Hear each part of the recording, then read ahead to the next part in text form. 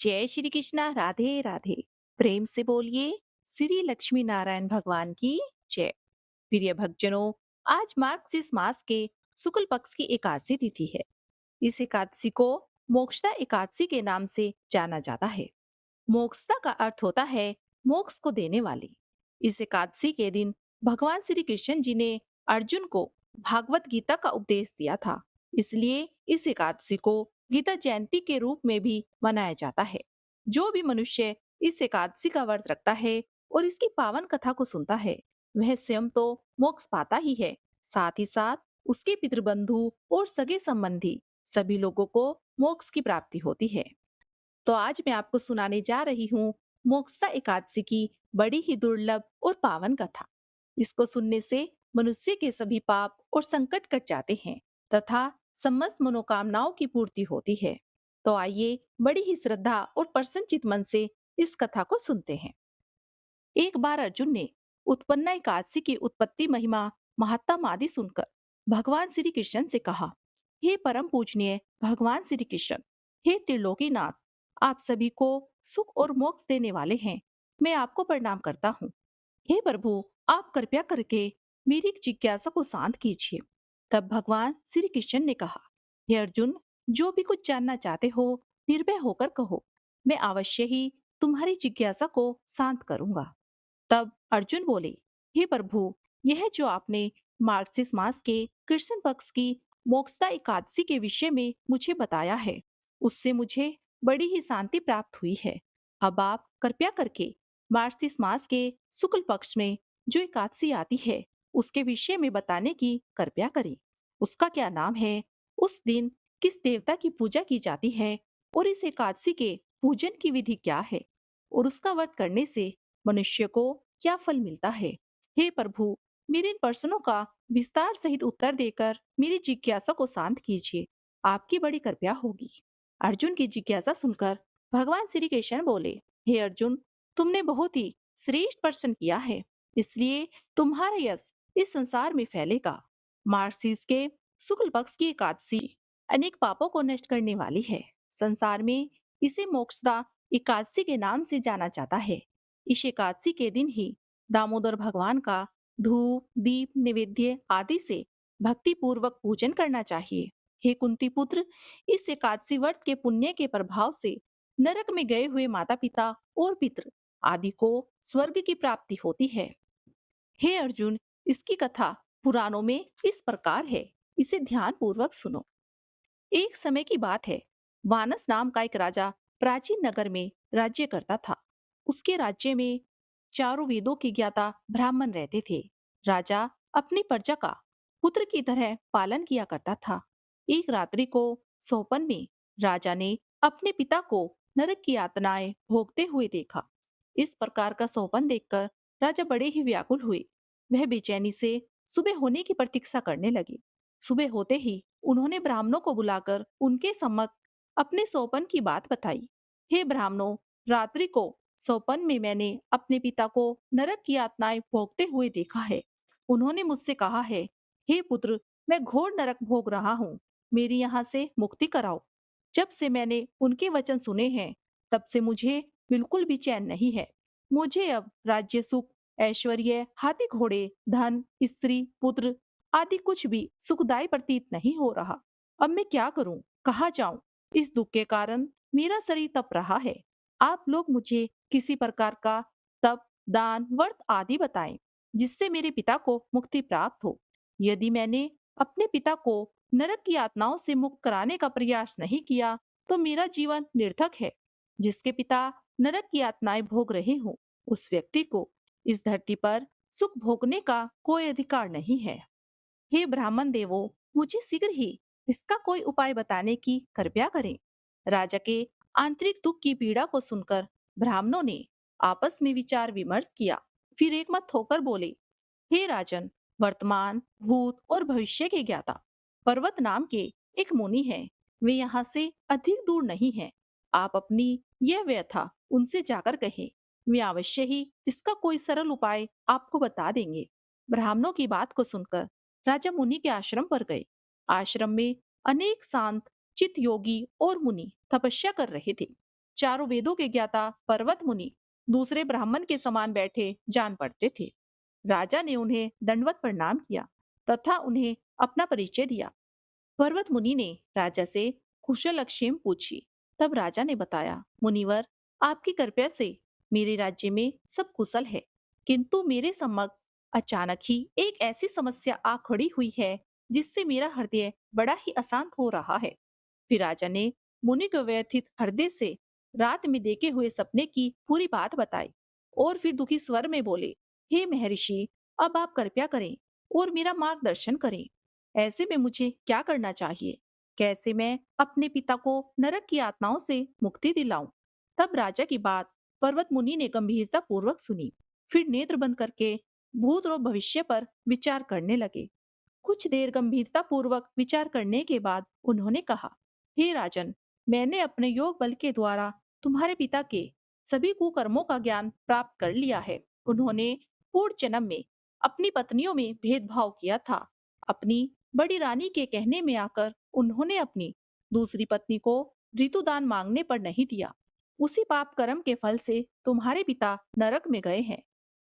यह जानकर राजा ने याचना भरे स्वर में कहा, हे ऋषिवर, मेरे पिता के उद्धार का आप कोई उपाय बताने की कृपया करें। किस प्रकार वे इस पाप से मुक्त होंगे? इस पर पर्वत मुनि बोले, हे राजन, मार्गशीर्ष मास के शुक्ल पक्ष में जो एकादशी होती है उसे मोक्षदा एकादशी कहते हैं। यह मोक्षदा मोक्ष को प्रदान करने वाली होती है। आप इस मोक्षदा एकादशी का व्रत करें और उस व्रत के पुण्य को संकल्प करके अपने पिता को अर्पित कर दें। एकादशी के पुण्य प्रभाव से अवश्य ही आपके पिता की मुक्ति होगी। पर्वत मुनि के वचनों को सुनकर राजा अपने राज्य को लौट आया और परिवार सहित मोक्षदा एकादशी का विधि पूर्वक व्रत किया। फिर इस व्रत के पुण्य को राजा ने अपने पिता को अर्पित कर दिया। इस पुण्य के प्रभाव से राजा के पिता को सहज ही मुक्ति मिल गई और स्वर्ग को प्रस्थान करते हुए राजा के पिता ने कहा, हे पुत्र, तेरा कल्याण हो। इतना कहकर राजा के पिता ने स्वर्ग को प्रस्थान किया। अब भगवान श्री कृष्ण कहते हैं, हे पांडु पुत्र, जो मनुष्य मार्गशीर्ष मास के शुक्ल पक्ष की एकादशी का उपवास करते हैं, उनके सभी पाप नष्ट हो जाते हैं और अंत में स्वर्ग लोक की प्राप्ति करते हैं। इस उपवास से उत्तम और मोक्ष देने वाला कोई दूसरा व्रत नहीं है। इस कथा को सुनने और पढ़ने से अनंत फल प्राप्त होता है। यह उपवास मोक्ष प्रदान करने वाला चिंतामणि के समान है, जिससे उपवास करने वाले की सभी मनोकामनाएं पूर्ण हो जाती हैं। हे अर्जुन, प्रत्येक मनुष्य की प्रबल इच्छा होती है कि वह मोक्ष को प्राप्त करे। मोक्ष की इच्छा करने वालों के लिए मोक्ष एकादशी का यह उपवास अति उत्तम है। यह पिता के प्रति भक्ति और दूसरों के लिए पुण्य अर्पित करने की श्रेष्ठ और पवित्र कथा है। इसका उपवास केवल उपवास करने वाले मनुष्य का ही नहीं, अपितु उसके पितरों का भी भला करता है।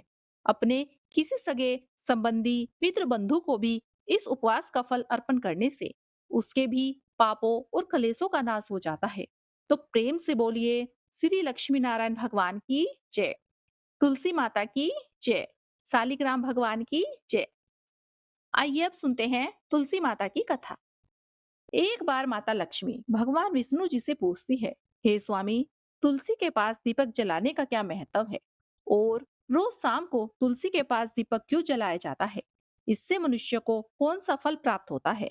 तुलसी के पास दीपक जलाने की विधि क्या है तथा दीपक जलाते समय कौन से मंत्र का उच्चारण करना चाहिए? कृपया करके आप मुझे विस्तार से बताइए।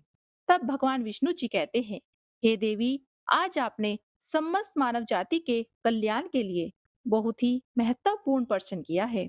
आपके इस प्रश्न का उत्तर देने से पूर्व मैं आपको एक प्राचीन कथा सुनाता हूँ, जिससे आपके सभी प्रश्नों के उत्तर मिल जाएंगे। इसलिए आप इस कथा को ध्यान पूर्वक सुनिए।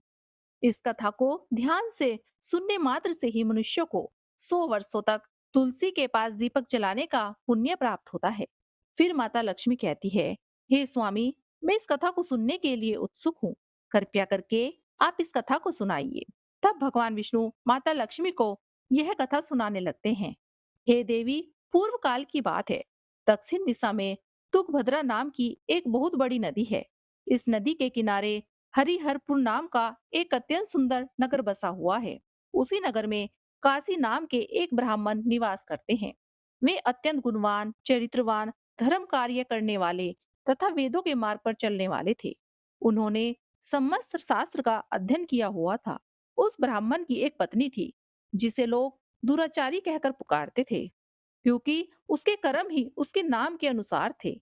वह सदैव ही अपने पति को अपमानित करती थी। वह अपने पति के लिए कुवाच्य कहती थी, पति को भयंकर दुख देती थी, पति के लिए कभी भोजन नहीं बनाती थी। उसने अपने पति के साथ कभी शेयर नहीं किया, कभी उसके साथ प्रेम से व्यवहार नहीं किया। पति के मित्र, परिवार के लोग घर पर आते तो वह स्त्री उनको अपमानित करके भगा दिया करती थी और स्वयं काम भाव से उन्मत्त होकर निरंतर अन्य व्यभिचारिणी स्त्रियों के साथ घूमा करती थी। उसका मन पति को छोड़कर पराये पुरुषों में लगा रहता था। उसने कभी अपने पति से प्रेम से बात नहीं की, किंतु पराये पुरुषों के साथ बैठकर बातें किया करती थी। पराये पुरुषों को मोहित करने के लिए सज धज कर गांव में घूमने जाया करती थी।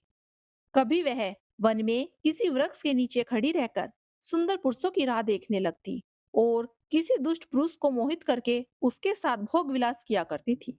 फिर एक दिन वह दुराचार स्त्री वन में जाकर एक वृक्ष के नीचे खड़ी हो गई। उसका चित्त काम से भरा हुआ था। वह किसी सुंदर कामी पुरुष की राह देख रही थी, किंतु बहुत समय निकलने के बाद भी उस स्थान पर कोई पुरुष नहीं आया। इसलिए वह अत्यंत दुखी हो गई और प्रीतम की खोज में इधर उधर देखने लगी। उस दिन उसका सारा परिश्रम व्यर्थ हो गया। वहां पर खड़ी होकर वह नाना प्रकार की बातें कहकर विलाप करने लगी। आज तो इस मार्ग में कोई भी सुंदर पुरुष नहीं आया। अब मैं कैसे अपने काम वासना को शांत करूं? वह जोर जोर से विलाप करने लगी। उस जंगल में एक भयानक बाघ निवास करता था। उस पापनी स्त्री की आवाज सुनकर वह जाग गया और उछलकर उस स्त्री का भक्षण करने के लिए उसके पास आ गया। उस भयंकर बाघ को देखकर उस स्त्री के पसीने छूटने लगे। वह भय से थरथर कांपने लगी। वह स्त्री कुछ करती इतने में ही उस बाघ ने उसे अपने पंजों से घायल कर दिया और वह स्त्री जमीन पर गिर पड़ी। जमीन पर गिरते ही वह स्त्री चिल्लाते हुए बोली, अरे बाघ, तू किस लिए यहाँ आया है? मुझे क्यों मार रहा है? तू मुझे छोड़ दे। मेरा भक्षण करके तुम्हें क्या मिलेगा? उस स्त्री की यह बात सुनकर वह भयानक बाघ अक्षण भर के लिए रुक गया और हंसते हुए बोला, हे दुष्टा, आज विधाता ने तुझे मेरा ग्रास नियुक्त किया है। तुझ जैसी पापनी स्त्री का भक्षण करना ही मेरा काम है। तभी मुझे इस शरीर से मुक्ति मिलेगी। वह स्त्री कहने लगी, हे बाघ, तुम कौन हो? मुझे सच सच बताओ। तुम्हें किस कारण से बाघ की योनि में जन्म लेना पड़ा और तुम मुझ जैसी स्त्रियों का भक्षण क्यों करते हो? पहले मुझे सारी बात बताओ और फिर मेरा भक्षण करो। फिर बाघ कहता है, हे पापनी, मैं तुझे पूर्व जन्म का वृतांत सुनाता हूँ। किस कारण से मुझे बाघ बनना पड़ा। पूर्व काल में दक्षिण देश में एक नदी थी। उस नदी के तट पर एक नगरी बसी हुई थी। उस नगरी में मैं निवास करता था। मैं एक ब्राह्मण का पुत्र था और नदी के किनारे बैठकर यह आदि कार्य किया करता था। मैंने उस जन्म में अनेक पापियों के लिए यज्ञ किए, उन पापियों के घर का भोजन किया। मैंने लोभ से अनेक पापियों के लिए कार्य किया। जिन वस्तुओं का दान ब्राह्मण को नहीं लेना चाहिए, उन वस्तुओं का दान भी मैंने ग्रहण किया और दूसरों से धन लेता था, लेकिन कभी वापस नहीं करता था। इस प्रकार से पाप करते हुए मुझे बहुत साल बीत गए और मैं वृद्ध हो गया। मेरे बाल सफेद हो गए, मुंह के सारे दांत गिर गए, लेकिन फिर भी मेरी दान लेने की आदत नहीं छूटी और मैं पाप करता चला गया।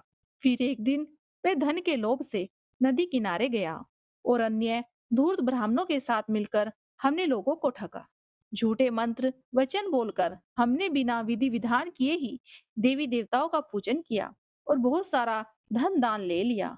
फिर उसी स्थान पर एक बीमार कुत्ते ने मेरे पैर में काट लिया और मैं मूर्छित होकर गिर पड़ा और उसी क्षण मेरे प्राण चले गए। फिर यम के दूत उस स्थान पर प्रकट हुए और मुझे पकड़कर यमपुरी ले गए। यहाँ पर यमराज ने चित्रगुप्त से मेरे कर्मों का लेखा जोखा निकालने के लिए कहा। फिर चित्रगुप्त कहने लगे, हे धर्मराज, इस ब्राह्मण ने घोर पाप किए हैं।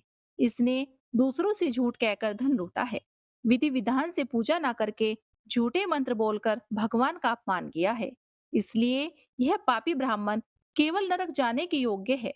फिर यमराज ने अपने दूतों को आदेश देकर मुझे नरक की अग्नि में डाल दिया और कई वर्षों तक सजा भोगने के बाद मुझे बाघ का शरीर प्राप्त हुआ है और मैं इस दुर्गम वन में निवास करने लगा हूँ। मैं अपने पूर्व जन्म के पापों को याद करके महात्मा साधु पुरुष सती स्त्रियों का भक्षण नहीं करता। मैं केवल पापी, दुराचारी तथा उल्टा स्त्रियों का ही भक्षण करता हूँ ताकि मुझे पाप से मुक्ति मिल जाए। फिर बाघ उस स्त्री से कहने लगा, पापनी, तेरे आचरण से तो तू उल्टा दिखाई देती है। अपने पति को छोड़कर इस वन में अन्य पुरुषों के साथ भोग विलास करने के लिए आई है, इसलिए आज तू मेरा ग्रास अवश्य बनेगी। इतना कहकर उस बाघ ने अपने तीक्ष्ण नाखूनों से उस स्त्री के टुकड़े टुकड़े कर उसे खा लिया। फिर उस स्थान पर यम के दूत प्रकट हुए और उस पापनी स्त्री को उठाकर यमपुरी ले गए। चित्रगुप्त ने उस स्त्री का लेखा जोखा निकाला और यमराज को बताया। यमराज ने उस स्त्री को घोर नरक में डाल दिया। कई वर्षों तक नरक की अग्नि में जलने के बाद उसने फिर पृथ्वी लोक पर एक चंडाल के घर में जन्म लिया और वह फिर से दुख भोगने लगी। इस दुख को सहन करते करते एक दिन वह तीर्थ में स्नान करने के उद्देश्य से अनंतपुरा में चली गई। वहां पर एक आश्रम के बाहर निवास करने लगी। वहां उस आश्रम में एक तुलसी का पौधा था।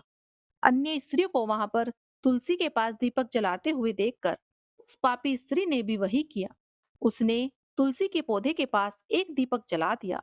फिर उसी रात हृदयघात से उसकी मृत्यु हो गई और यमराज के दूत उसे ले जाने के लिए वहां पर प्रकट हुए। जैसे ही यम के दूत उस पापी स्त्री को पासे में बांध कर ले जाने लगे, तभी भगवान विष्णु के दो पार्षद उस स्थान पर प्रकट हुए और उन्होंने उन दोनों को रोक लिया और कहने लगे, हे दूतों, इस स्त्री को तुम छोड़ दो। यह स्त्री नरक जाने के योग्य नहीं है। तुम किसके आदेश से ऐसा अधर्म कर रहे हो? तब उन यमदूतों ने कहा, हम यमराज के आदेश से इसे लेने आए हैं, किंतु आप हमें किस कारण से रोक रहे हैं? यह स्त्री अत्यंत पापी है। तब भगवान के पार्षद कहने लगे, यह स्त्री तो विष्णु भक्त है, नरक जाने योग्य नहीं है। इसने शाम को तुलसी के पास दीपक जलाया है, इसी कारण इसके समस्त पाप नष्ट हो गए हैं। इसलिए अब यह नरक जाने के योग्य नहीं है। यह स्वर्ग जाने की अधिकारी बन चुकी है। पार्षदों की बात सुनकर यमदूतों ने उस स्त्री को उस स्थान पर छोड़ दिया और यमलोक लौट गए। वहां जाकर उन्होंने यमराज को सारा वृतांत सुना दिया। फिर भगवान विष्णु के पार्षद उस स्त्री को दिव्य विमान में बिठाकर स्वर्ग लोक में ले गए। भगवान विष्णु कहते हैं, हे देवी, इस प्रकार से तुलसी के पास केवल दीपक जलाने मात्र से ही मनुष्य के सभी पाप नष्ट हो जाते हैं। जो स्त्री नित्य शाम को तुलसी के पास दीपक जलाती है, वह सौभाग्यशाली बनती है। उसके पूर्व जन्मों के सभी पाप नष्ट हो जाते हैं। उसे सुख समृद्धि की प्राप्ति होती है। भगवान विष्णु आगे कहते हैं, हे देवी, हजारों अमृत के घड़ों से नहाने पर भी श्री हरि विष्णु को उतनी तृप्ति नहीं होती जितनी वे मनुष्य के द्वारा तुलसी का एक पत्ता चढ़ाने से प्राप्त करते हैं। 10,000 गोदान से मानव जो फल प्राप्त करता है, वही फल तुलसी पत्र के दान से पा लेता है। जो मनुष्य मृत्यु के समय अपने मुख में तुलसी पत्र का जल पान कर लेता है, वह संपूर्ण पापों से मुक्त होकर भगवान श्री हरि विष्णु के धाम को जाता है। हिंदू धर्म में तुलसी के पौधे का महत्व सबसे अधिक है। इसकी सबसे पहले पूजा भगवान विष्णु जी ने की थी। भगवान विष्णु कहते हैं, जिस प्रकार से देवी लक्ष्मी से बैकुंठ को ऐश्वर्य प्राप्त होता है, उसी प्रकार से बैकुंठ में तुलसी के कारण ही पवित्रता प्राप्त होती है। पृथ्वीलोक पर जिस स्थान पर भी तुलसी का पौधा होता है, उस स्थान पर कभी बुराई का वास नहीं होगा। ऐसा स्थान सबसे पवित्र होगा। इस कारण से हमें हमारे घर में तुलसी का पौधा अवश्य लगाना चाहिए। इस प्रकार से भगवान विष्णु ने तुलसी के पास दिए जलाने का महत्व बताया। प्रेम से बोलिए लक्ष्मी नारायण भगवान की जय। श्री तुलसी सालिग्राम जी की जय। आइए अब सुनते हैं एक और कथा। एक बार भगवान श्री कृष्ण जी और अर्जुन भ्रमण पर निकले।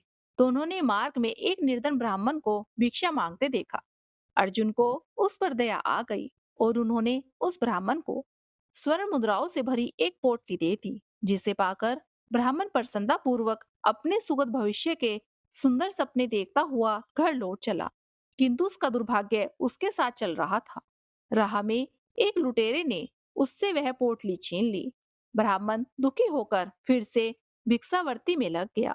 अगले दिन फिर अर्जुन की दृष्टि उस ब्राह्मण पर पड़ी, तो उन्होंने उससे इसका कारण पूछा। ब्राह्मण ने सारा वृतांत अर्जुन को बता दिया। ब्राह्मण की व्यथा सुनकर अर्जुन को फिर से उस पर दया आ गई। अर्जुन ने विचार किया और फिर इस बार उन्होंने ब्राह्मण को एक मूल्यवान मणिक दिया। ब्राह्मण उसे लेकर घर पहुंचा। उसके घर में एक पुराना घड़ा था जो बहुत समय से प्रयोग नहीं किया गया। ब्राह्मण ने चोरी होने के भय से मणि को उस घड़े में छुपा दिया। किंतु उसका दुर्भाग्य देखो, दिन भर का थका मादा होने के कारण उसे नींद आ गई। इस बीच ब्राह्मण की स्त्री नदी में जल लेने गई, किंतु मार्ग में ही उसका घड़ा फूट गया। उसने सोचा, घर में जो पुराना घड़ा पड़ा है उसे ले आती हूँ। ऐसा विचार कर वह घर लौटी और उस पुराने घड़े को लेकर चली गई। और जैसे ही उसने घड़े को नदी में डुबोया, वह मनिक भी जलधारा के साथ बह गया। ब्राह्मण को जब यह बात पता चली, तो अपने भाग्य को कोसता हुआ फिर से भिक्षा मांगने लगा। अर्जुन और भगवान श्री कृष्ण जी ने जब उसे इस दरिद्र अवस्था में देखा, तो जाकर उसका कारण पूछा। उसने सारा वृतांत बताया। उसका सारा वृतांत सुनकर अर्जुन को बड़ी हताशा हुई और मन ही मन सोचने लगे, इस अभागे ब्राह्मण के जीवन में कभी सुख आ ही नहीं सकता। अब यहाँ से प्रभु की लीला आरंभ हुई। उन्होंने उस ब्राह्मण को 2 पैसे दान में दिए। तब अर्जुन ने उनसे पूछा, प्रभु, मेरी दी मुद्राएं और मणि भी इस अभागे की दरिद्रता दूर नहीं कर सकी, तो इन 2 पैसों से इसका क्या होगा? यह सुनकर प्रभु मुस्कुरा दिए और अर्जुन से उस ब्राह्मण के पीछे जाने को कहा। रास्ते में ब्राह्मण सोचता हुआ जा रहा था कि 2 पैसों से एक व्यक्ति के लिए भी भोजन नहीं आएगा। प्रभु ने उसे इतना तुच्छ दान क्यों दिया? प्रभु की यह कैसी लीला है? ऐसा विचार करता हुआ वह चला जा रहा था कि उसकी दृष्टि एक मछुआरे पर पड़ी। उसने देखा कि मछुआरे के जाल में एक मछली फंसी है और वह छूटने के लिए तड़प रही है। ब्राह्मण को उस मछली पर दया आ गई। उसने सोचा, इन 2 पैसों से पेट की आग तो बुझेगी नहीं, क्यों ना इस मछली के प्राण ही बचा लिए जाएं। यह सोचकर उसने 2 पैसों से उस मछली का सौदा कर लिया और मछली को अपने कमंडल में डाल लिया। कमंडल में जल भरा और मछली को नदी में छोड़ने चल पड़ा। तभी मछली के मुख से कुछ निकला। उस निर्धन ब्राह्मण ने देखा, वह वही मणि थी जो उस घड़े में छुपाई थी। ब्राह्मण प्रसन्नता के मारे चिल्लाने लगा, मिल गया, मिल गया। तभी भाग्यवश वह लुटेरा भी वहां से गुजर रहा था, जिसने ब्राह्मण से मुद्राएं लूटी थी। उसने ब्राह्मण को चिल्लाते हुए सुना, मिल गया, तो लुटेरा भयभीत हो गया। उसने सोचा कि ब्राह्मण ने उसे पहचान लिया है और इसलिए चिल्ला रहा है। अब राजा के दरबार में उसकी शिकायत करेगा। इससे डरकर वह ब्राह्मण से रोते हुए क्षमा मांगने लगा और उससे लूटी हुई सारी मुद्राएं उसने वापस कर दी। यह देखकर अर्जुन भगवान श्री कृष्ण के आगे नतमस्तक हुए और प्रभु से बोले, हे प्रभु, यह कैसी लीला है? जो कार्य थैली भर स्वर्ण मुद्राएं और मूल्यवान मणि नहीं कर सकी, वह आपके 2 पैसों ने कर दिखाया। तब श्री कृष्ण जी ने कहा, अर्जुन, यह अपनी सोच का अंतर है। जब तुमने उस निर्धन को थैली भर स्वर्ण मुद्राएं और मूल्यवान मणिक दिया, तब उसने मात्र अपने सुख के विषय में सोचा, किंतु जब मैंने उसको 2 पैसे दिए, तब उसने दूसरों के दुख के विषय में सोचा। इसलिए हे अर्जुन, सत्य तो यही है, जब आप दूसरों के दुख के विषय में सोचते हैं, जब आप दूसरों का भला कर रहे होते हैं, तब आप ईश्वर का कार्य कर रहे होते हैं। तब आपका कार्य ईश्वर खुद संभाल लेते हैं और ईश्वर आपके साथ होते हैं। तो प्रेम से बोलिए, भगवान लक्ष्मी नारायण की जय। प्रिय श्रोताओं, अब सुनते हैं एकादशी माता की कथा। इस कथा को सुनने से ही एकादशी का व्रत पूरा माना जाता है।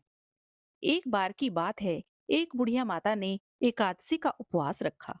वह बड़े ही भक्ति भाव से एकादशी की पूजा किया करती थी।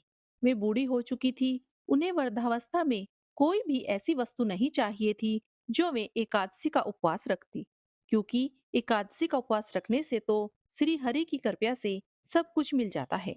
वे बूढ़ी माँ अपने बच्चों के लिए, अपने परिवार की सुख सुविधा के लिए इतना कठिन व्रत रखती थी।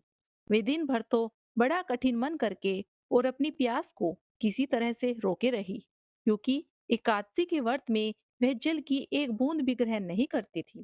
द्वादशी को जल पीकर वह अपने व्रत का पारण किया करती थी। दिन भर उन्होंने किसी प्रकार अपने मन को संयमित रखा, पूजा पाठ की, व्रत की कथा पढ़ी, सुनी और फिर पंडित जी को मिट्टी के एक पात्र में भरकर पानी और मौसमी फल दिए। दोना भरकर शक्कर भी वितरित की। उन्हें गर्मी के कारण बड़ी बेचैनी हो रही थी। एक तो निराहार और निर्जल रहकर उपवास रखा था और ऊपर से प्यास भी अधिक सता रही थी। इसी कारण उन्होंने सोचा कि चलो पानी में बैठूं, शायद थोड़ी शांति मिले। यह सोचकर वह पानी में बैठी रही, पानी से बार बार कुल्ला करती रही और मुंह हाथ धोती रही। तब कहीं जाकर उन्हें थोड़ा बहुत चैन मिला। एक तो धूप तेज पड़ रही थी, इस कारण बूढ़ी माँ का मुंह सूखा जा रहा था। बूढ़ी माँ बड़ी बेचैन हो रही थी। एक तो बुढ़ापा, दूसरा यह भयंकर गर्मी। बुढ़ापे की तो स्थिति ही कुछ ऐसी होती है, बड़ी मुश्किल से धीरज बन पाता है। अब किसी प्रकार रो धोकर दिन कट पाया। अब बूढ़ी माँ के सामने पहाड़ सी लंबी रात थी, जिसका कट पाना बड़ा ही मुश्किल दिखाई दे रहा था। चारपाई पर पड़ी हुई बूढ़ी माँ को किसी प्रकार भी शांति नहीं मिल रही थी। बार बार प्यास के मारे गला सूख रहा था और वे इस प्रकार बेचैन होकर करवटें बदलती जा रही थी। कई बार उठकर वे घर के बाहर जाती, फिर अंदर आ जाती। ना उन्हें घर के अंदर शांति मिल रही थी और ना ही बाहर। वे पड़ी पड़ी एकादशी माता को याद करती रही और मन में ध्याती रही कि हे माँ, आप मेरी लाज रखिए, आप ही मुझे शक्ति दीजिए ताकि मैं भली भांति आपका व्रत कर सकूं और यह पहाड़ सी रात सुकून से बीत जाए। प्यास के कारण बूढ़ी माँ की बेचैनी तो बढ़ती जा रही थी। उन्हें धैर्य रखने का बहुत प्रयास किया, लेकिन आखिरकार उनकी सहन शक्ति की सीमा टूट गई और वे घबराकर प्यास के मारे एकदम चिल्ला पड़ी, बचाओ बचाओ। बूढ़ी माँ का चिल्लाना सुनकर उनके परिवार के सभी सदस्य उनके आसपास इकट्ठा हो गए और बूढ़ी माई की चारपाई के पास पहुंच गए। सब बोले, अम्मा जी क्या हुआ? आप क्यों चिल्ला रही हो? और जब आपसे व्रत नहीं रखा जाता तो इस बुढ़ापे में इतना कठिन व्रत क्यों करती हो? अम्मा जी, अगर शरीर में ताकत है तभी तो भक्ति हो पाएगी। आप पानी पी लीजिए। बूढ़ी माँ अपने परिवारजनों से बोली, मेरे तो प्यास के मारे प्राण ही निकले जा रहे हैं। जरा जल्दी से मेरी छाती पर ठंडे पानी का घड़ा तो रख दो। नातियों ने दौड़कर दादी की छाती पर ठंडे पानी का बर्तन रख दिया। तब कहीं जाकर उन्हें सुकून मिला और जब सुकून मिला तो थोड़ी देर के लिए उन्होंने अपनी आंखें बंद कर ली। इधर एकादशी माता सोचने लगी, यह तो बूढ़ी माँ है, लेकिन बड़े नियम से मेरा व्रत रखती है। चलकर इनकी परीक्षा लेनी चाहिए। ऐसा विचार करके एकादशी माता आधी रात को मुर्गा बनकर कुकड़ू करने लगी। मुर्गे की टेरर सुनकर बूढ़ी माँ जल्दी से उठी और बाहर जाकर आसमान की ओर निहारने लगी। लेकिन आसमान में तो कहीं भी उन्हें सुबह का तारा नहीं दिखाई दिया। अब वे सोचने लगी, फिर यह मुर्गा क्यों बोल रहा है? कैसे बोल गया? एक तो उन्हें प्यास लग रही थी, अब थोड़ा बहुत उनका मन भी बेचैन होने लगा। आखिरकार उन्होंने यह दृढ़ निश्चय किया, अब तो मैं इस व्रत को पूरा करके ही छोड़ूंगी, फिर चाहे व्रत पूरा होने तक मेरे प्राण ही क्यों ना निकल जाएं। मन में ऐसा पक्का निश्चय करके वह वापस चारपाई पर आकर लेट गई। थोड़ी ही देर के बाद एकादशी माता ने उनकी फिर से परीक्षा लेनी चाहिए, तो वह एक छोटी सी कन्या का रूप धारण करके गिलास में मीठा पानी लेकर उनके सिरहाने खड़ी हो गई और जोर से बोली, दादी जी, सवेरा हो गया है, आप हाथ मुंह धोकर शरबत पी लीजिए। पहले तो शरबत का भरा हुआ गिलास देखकर बूढ़ी माँ का मन ललचाने लगा। प्यास के मारे गला जो सूखा जा रहा था, किंतु अचानक उन्हें याद आया, उनका तो एकादशी का उपवास है। फिर उन्होंने सोचा, अभी तो वे किसी भी तरह से यह शरबत नहीं पी सकती और फिर वे चुपचाप वापस अपनी चारपाई पर लेट गई। जैसे ही उनकी आंख लगी, तभी उन्हें एहसास हुआ कि मानो किसी ने उन्हें पानी से भरे हुए कुएं में पटक दिया हो। वे बहुत देर तक उस कुएं में हाथ पांव चलाती रही, लेकिन इस बीच उन्होंने अपने मुंह में पानी की एक बूंद भी नहीं जाने दी, क्योंकि उनका एकादशी का उपवास जो था और वे पक्के निश्चय के साथ अपना व्रत पालन करती रही। थोड़ी ही देर में उन्हें ऐसा लगा मानो सामने आग जल रही हो। आग के कारण बड़ी भारी गर्मी होने लगी। प्यास के मारे उनके प्राण निकलने लगे। लेकिन इतना सब होने के बाद भी बूढ़ी माँ ने पानी की एक बूंद भी नहीं पी। वे तो बस अपनी चारपाई पर बैठी बैठी एकादशी माता का ध्यान करती रही। अब सवेरा होने में बस कुछ ही समय है यह जानकर वे बड़ी तसल्ली के साथ इधर-उधर घूमने लगी। एकादशी माता अब यह बात अच्छी तरह समझ गई कि इन बूढ़ी माँ को किसी भी प्रकार से अपने व्रत से नहीं टाला जा सकता। वे उनके सत्य व्रत को भली भांति समझ गई। अब सवेरा हो गया। बूढ़ी माँ ने स्नान किया, भगवान श्री हरि का पूजन किया, फिर एकादशी माता की कथा सुनी, ब्राह्मणों को दक्षिणा देकर भोजन कराया। तब कहीं जाकर उन्होंने जल ग्रहण किया। कन्याओं को भोजन कराने के बाद बूढ़ी माँ ने फिर स्वयं भोजन किया और उस श्रेष्ठ व्रत के प्रभाव से बूढ़ी अम्मा की आयु में वृद्धि हो गई। उनकी आयु बढ़ गई, उनका घर परिवार हरा भरा हो गया। अब उनके घर में किसी भी चीज की कोई कमी नहीं रही। उनका घर हर प्रकार के सुख साधनों से भर गया। नाती नातिन से उनका घर भर गया और वे उसी दिन से 12 महीने की एकादशी का व्रत करने लगी। एकादशी माता के व्रत के पुण्य प्रताप से इस संसार में हर प्रकार के सुख भोग कर वह बूढ़ी माता अंत में भगवान श्री हरि के धाम चली गई। इस प्रकार जैसे कादसी माता आपने उन बूढ़ी माता की मदद की, उनके परिवार को हरा भरा किया, उन पर अपनी कृपा दृष्टि बनाए रखी, ऐसे ही हम सभी की मनोकामनाएं पूरी करना। प्रेम से बोलिए श्री लक्ष्मी नारायण भगवान की जय। एकादशी माता की जय। प्रिय भक्तजनों, यह थी उत्पन्ना एकादशी व्रत की कथाएं। आइए अब सुनते हैं विष्णु भगवान जी की आरती। जय जगदीश हरे स्वामी, जय जगदीश हरे। भक्त जनों के संकट क्षण में दूर करे। ओम जय जगदीश हरे। जो ध्यावे फल पावे, दुख विन से मन का। स्वामी दुख विन से मन का। सुख संपत्ति घर आवे, कष्ट मिटे तन का। ओम जय जगदीश हरे। मात पिता तुम मेरे, शरण गहूँ मैं किसकी। स्वामी शरण गहूँ मैं किसकी। तुम बिन और न दूजा, आस करूँ मैं जिसकी। ओम जय जगदीश हरे।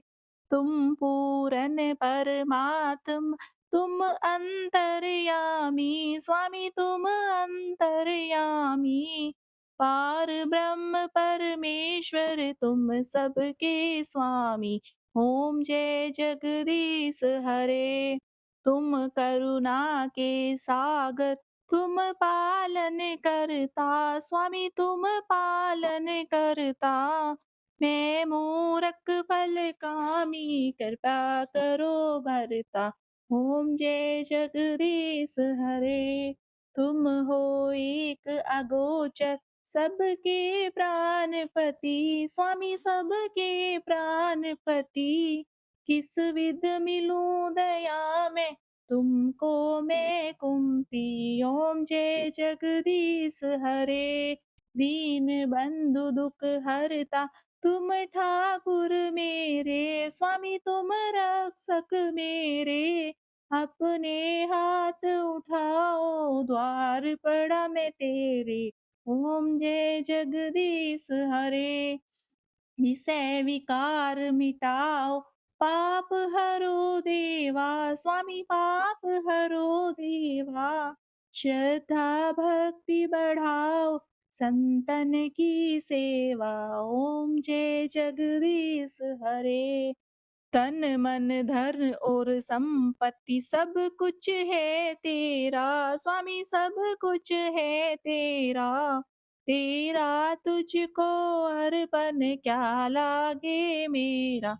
ओम जय जगदीश हरे। श्री जगदीश स्वामी जी की आरती जो कोई नर गावे। स्वामी प्रेम सहित गावे। कहत शिवानंद स्वामी मनवांचित फल पावे। ओम जय जगदीश हरे। जय जगदीश हरे। स्वामी जय जगदीश हरे। भक्त जनों के संकट क्षण में दूर करे। ओम जय जगदीश हरे। प्रेम से बोलिए भगवान विष्णु जी और माता लक्ष्मी की जय। प्रिय भक्तजनों, यदि आपको यह वीडियो पसंद आया हो तो प्लीज इसे लाइक कीजिए और हमारे चैनल को सब्सक्राइब कीजिए। धन्यवाद।